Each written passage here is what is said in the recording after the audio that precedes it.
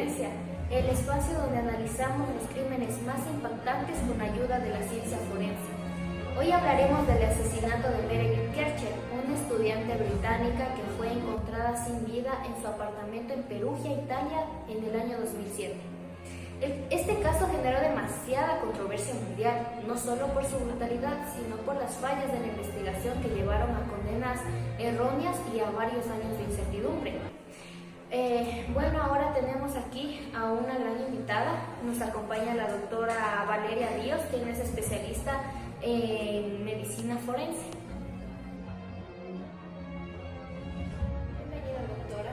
Muchas gracias, Estefanía, por la apertura para poder hablar de este caso controversial y sobre todo impactante que dejó años de incertidumbre. Este caso es un claro ejemplo de cómo una mala interpretación de la evidencia puede generar errores judiciales demasiado graves. Meredith Kercher tenía 21 años de edad. Sabemos que estudiaba en una pequeña ciudad universitaria en la ciudad de Italia, y en la noche del 1 de noviembre de 2007 había salido a cenar con sus amigas, pero regresó y nunca más volvió a salir con vida de allí. Sí, al día siguiente la policía encuentra su cuerpo sin vida en su habitación. Además, había señales claras de que hubo una agresión violenta, sobre todo con arma blanca, señales de asfixia, y sugería que todo fue un ataque demasiado caótico. Pero algo llamó la atención ahí, que era que en el apartamento, el apartamento en sí parecía haber sido saqueado. ¿Qué concluyeron con las investigaciones? Sí, al principio se creyó que era un robo, pero realmente habían cosas que no cuadraban. Por ejemplo, una ventana rota que parecía montaje, y sobre todo que había muchas cosas de valor que no fueron robadas. Fue entonces cuando la policía empezó a mirar a las personas más cercanas a ella, como era su mejor amiga con quien vivía también, que era Amanda Connox, aparte también a su novio, quien era Rafael Sollecito. Pero, ¿por qué se convirtieron en los principales sospechosos?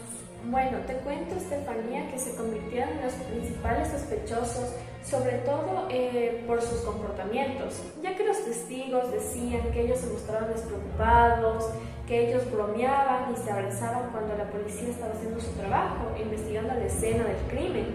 Y bueno, además Amanda daba versiones contradictorias de en dónde se encontraba en la noche del crimen.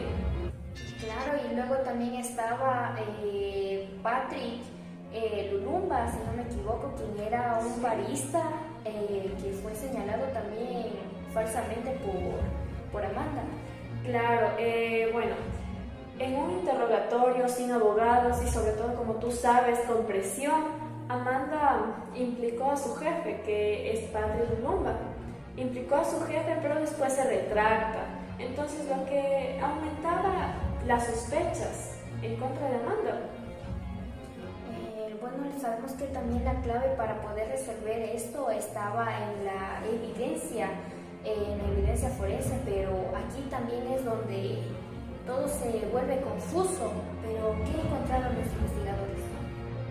Se halla ADN de Meredith y de un hombre por toda la escena, y en la ropa de Meredith, en la almohada, en su cuerpo.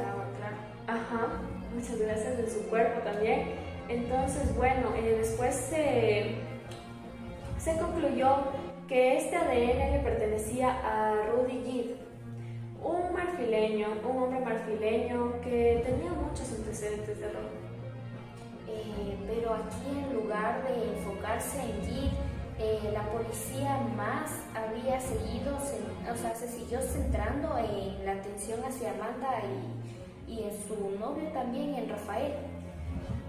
Sí, exacto. Es que habían encontrado un cuchillo en el departamento de Rafael, que bueno, tenía ADN de Amanda en el mango y de Meredith en la hoja.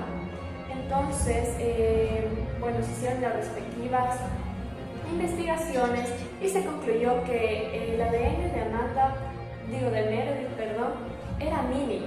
Entonces podría haber sido causado por una contaminación. Claro, pero aquí todo lo que, o sea, más se fija la gente también era en que qué había pasado con el ADN de Git. El ADN de Rudy Gibb fue mucho más concluyente, sus huellas y sus fluidos estaban en toda la ropa y en el cuerpo, en la escena.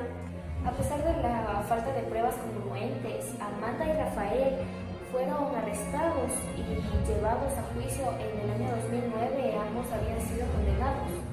Sí, a 26 y 25 años de prisión respectivamente, ya que la condena se basó en pruebas circunstanciales y sobre todo por lo que Amanda estaba siendo sospechosa también, ¿no? Sí, claro, por la conducta sospechosa de Amanda, como tú dices.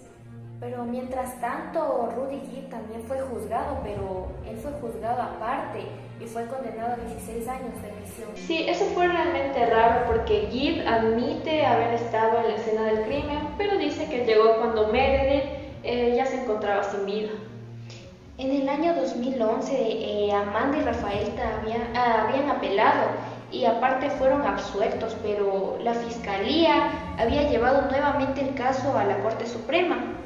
En el año 2014 también habían vuelto a ser condenados. Bueno, como dijimos al principio, este caso fue un caso muy controversial y fue una montaña rusa judicial. Realmente la Corte Suprema en el año 2015 absolvió a Amanda y a Rafael definitivamente de sus cargos, ya que no encontraron suficientes pruebas científicas en su contra.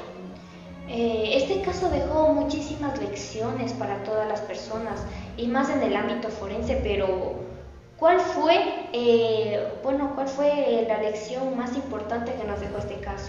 Una de las principales lecciones que nos deja este caso, sobre todo, es el mal manejo de la evidencia que costó la libertad de personas inocentes.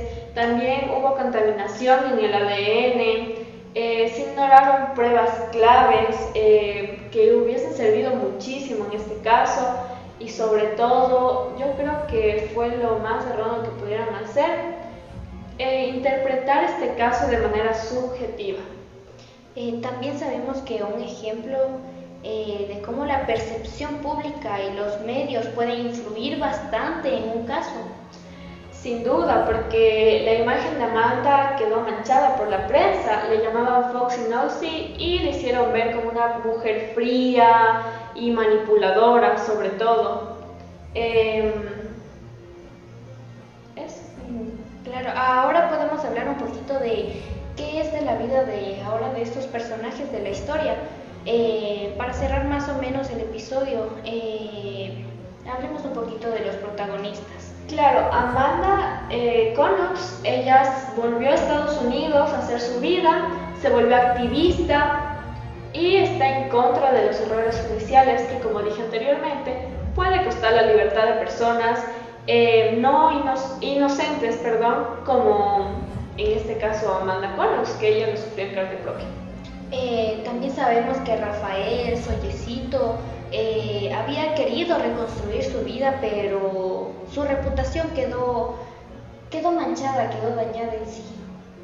Sí, y también tengo que contarte que Rudy Gibb, que fue condenado principalmente, obtuvo la libertad condicional en el 2021. Bueno, él igual había cumplido un poco parte de su condena más o menos y fue un caso lleno de giros, de errores y valiosas lecciones que nos deja, lecciones a los forenses más que todo. Así es, y sobre todo este caso en criminalística nos indica que las evidencias deben hablar más fuerte que las suposiciones. Como en este caso vimos que hubo faltas de pruebas científicas en contra de Amanda Knox y de Rafael, su novio. Sin embargo, por suposiciones se les condenó y a bastantes años de prisión. Por suerte apelaron y ahorita están libres. Claro, esto ha sido una valiosa lección de cómo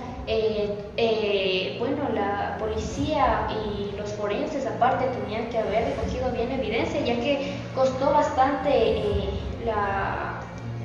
llevarles a prisión a las personas inocentes. Y bueno, Le agradecemos mucho por su visita y podernos sacar de dudas un poquito sobre lo que había pasado en esta pequeña historia.